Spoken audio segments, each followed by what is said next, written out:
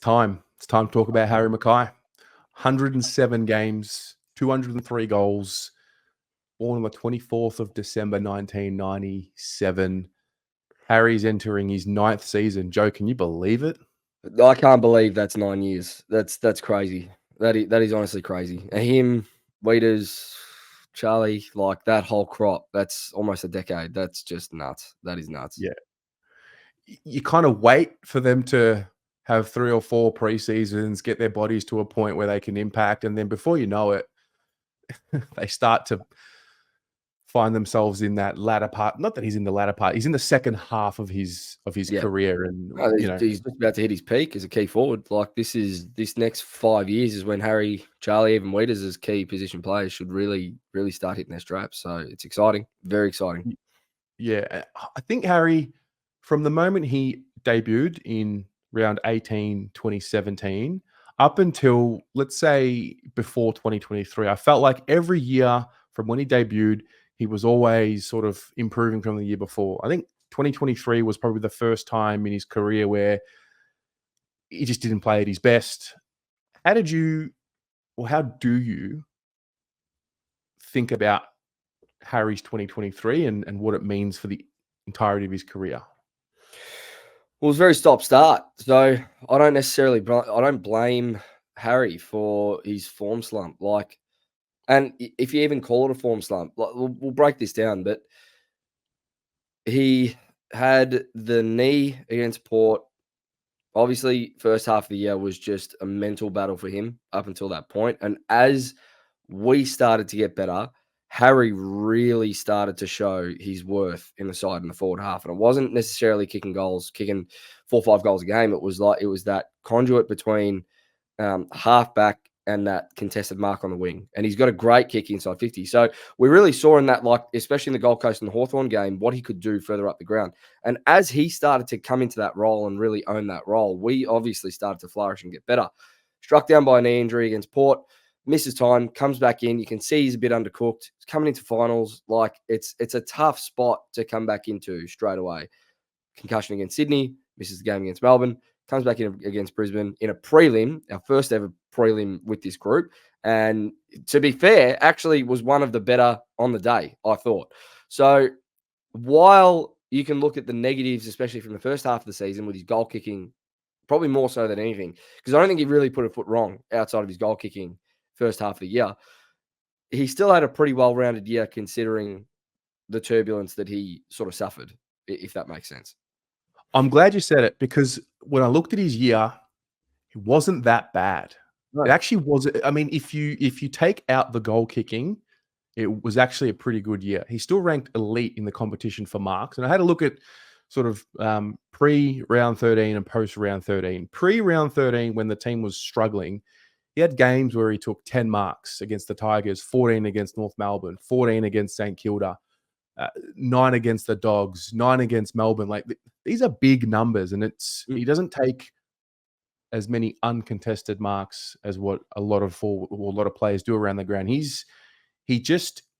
opens up the ground for the rest of the team to move. And yeah, look, the goal kicking is the goal kicking. He's a forward. He's paid big bucks. He's on a big contract, and we definitely need to see more goals, and he's capable of more goals. But when I think about him, it's how many goals on average do you really need from him? I feel like it's two a game minimum. I think it was almost what he was averaging this year.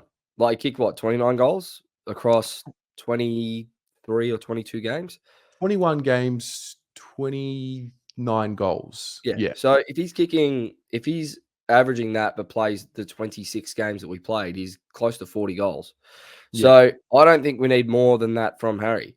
Charlie's going to chip in with 70 to 80 every year from now. You would expect if his role doesn't change. You get 40 from Harry, and then your small forwards chip in. Like, that's what you want. You don't need both of them kicking 80 goals. Like, it's one or the other. If you had to choose who you wanted to scare opposition more deeper inside 50, I'm taking Charlie every day, because you see the panic on the defender's face when the ball's near him. It creates this sense of chaos. If you had to pick between the two in terms of who can take more contested marks more frequently, further up the wing when we need an outlet kick, I'm taking Harry. So their roles are quite clearly defined now between the two of them. It's just about how they work it out. And obviously, it's not going to be 100% those roles every time, but you don't want to see them running into each other inside 50 like we saw with Casbolt all those years, right? So as long as that role for Harry is defined, which I think it is, and I think we've all seen it now. And if you take the goggle, the hate Harry goggles off, if you want to call them that, I don't know what you want to call them, but if you take those goggles off and look at it objectively and go, did he have a decent year? He absolutely did. And if he plays that role again, but more consistently and gets his body right this year and doesn't run into those niggles like we saw in 2023, I think he's going to have a brilliant year. Yeah. When I look at him at his best, I think the Hawthorn game was like a prototype. Kicked the 3 goals. It's when he's active defensively and he's running down, tackling, getting amongst it defensively, and sort of creating his engagement within the game, because he's going to attract himself to the ball no matter what is a target, a kick to him around the ground. But I think when he is on defensively and he has the thirst for tackling around the ground, and particularly inside forward 50, it's a nightmare. He's 200 plus centimeter player who's quick enough to tackle you, who's strong enough to take contested marks around the ground. And yeah, I don't know. I feel like everything else, and you add the goal kicking, if he can, I feel like he's a 45 to 50 goal a year forward. I think two goals a game, play your 25, 26 games in a year, 27. How many do you play if you play in a granny? 27? Depends if you finish top 4. Yeah, depends if you finish. So, yeah, I think it's all set up for him to bounce back. I'm also curious to see, this narrative around Charlie, and I saw David King talk about it. It's like, the pressure's going to be on Charlie because of the final series, and it's a stupid narrative, but it is what it is. And I think it lends itself to Harry a little bit more. I think they actually help each other take the heat off each other at times. Yeah, I mean, the media need a headline at this time of year, don't they? They're looking for content. So I saw. I'm not even going to touch that, what David King said about Charlie. But yeah, I think the other thing is that this year, when the fans really started to get behind Harry, so early on, if you're at games, you could hear the groans as soon as Harry was taking a shot inside 50, whether it was a snap, whether it was a drop punt, you could audibly hear the groans like, oh, where's this going? Once that stopped, you saw that he started to gain his confidence again. And once we actually got behind him, there was the Collingwood game, I think it was, the first one, where he kicked the first one for us, I think it was that day. And the crowd, we didn't explode, but you could see that there was a change where it was like, all right, let's get behind this guy. Let's start to really try and rev him up here. And then it just sort of gradually grew and grew and grew. And as we got behind him a lot more and just went, you know what, Harry's Harry. He's going to be shots. Like, everyone misses shots. He knows what the best shot is for him. Just get behind him. Let's not worry about, should it be a snap? Should it be a drop punt? Why can't he kick a drop punt more consistently? Blah, blah, blah, blah, blah. Once it was just, it is what it is. Let's just hope he can kick this. And we got behind him. You could see that in his demeanor and his body language, that the weight sort of started to come off. So that's another big thing for me next year is let's not jump at shadows with H. Like, he's a player, he's a confidence player, and we are part of that confidence that we can give him. That's a great point. Do you think that you remember the Sydney game? You went to the Sydney game at the SCG, right? That was probably his word. He was so, wow, he really got himself into a mental hole with it. That game, I went with my partner Gabrielle, and she doesn't watch a lot of footy. She doesn't watch a lot, but she can read body language very well. And I remember we were in the pocket first, I think it was first quarter or second quarter. Harry had a shot from the pocket. And before he even started his run up, she turned to me and went, "Oh my God, this guy is stressed." You could see it. Like the boos, all the boos from the Sydney fans. You could hear the heckling. You could hear it. And that's coming from 360 with Harry. He can hear it all.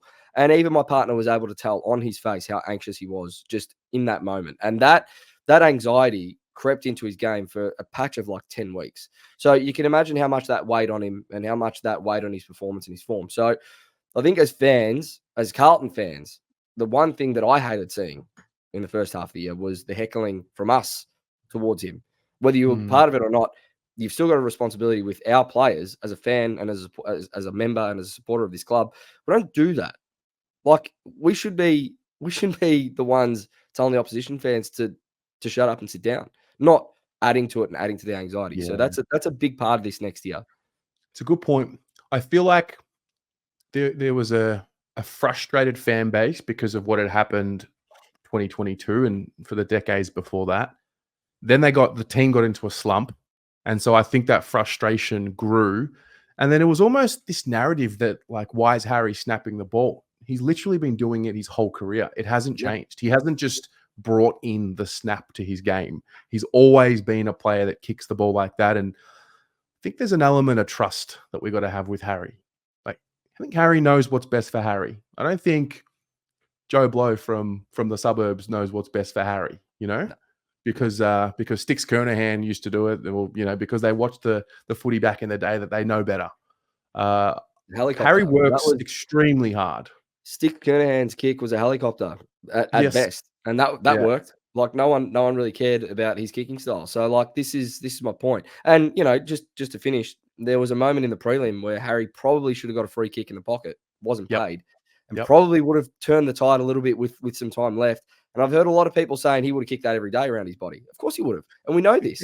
So don't let's not jump at shadows if he misses one or two, because the majority do actually go through the middle. And he had a patch this year where they weren't, but everyone does. All of the best players in the comp have had patches of form where they just hit a slump. And that was Harry's year this year for a very, very short period. Next year, he's going to come out firing. I genuinely think he's got like 50, 60 in him. I genuinely believe it. It's a big call. That's a big call. I don't want to put a number on his goal kicking, because that's just not where I see his value. That's really not. No, that's fair. He's a lot more than goals. Yeah. But I think the supporter base piece and getting behind him, I think we'll see that a little bit more, because we're not as frustrated a supporter base as what we were. And I think Harry will get on top of his routine, his kicking, and again, more experience, more repetitions. The team will play better. This is the other thing. We don't make it easy for our forwards to succeed the way we put the ball inside 50. So like once that starts improving and he starts getting better shots on goal from better angles, that's where I think we're going to be a more scary prospect, and Harry will benefit from that. Yep, agree. Yeah. So that's Harry. What about you guys? Leave us a comment. Let us know. How do you see Harry McKay's 2024 season unfolding?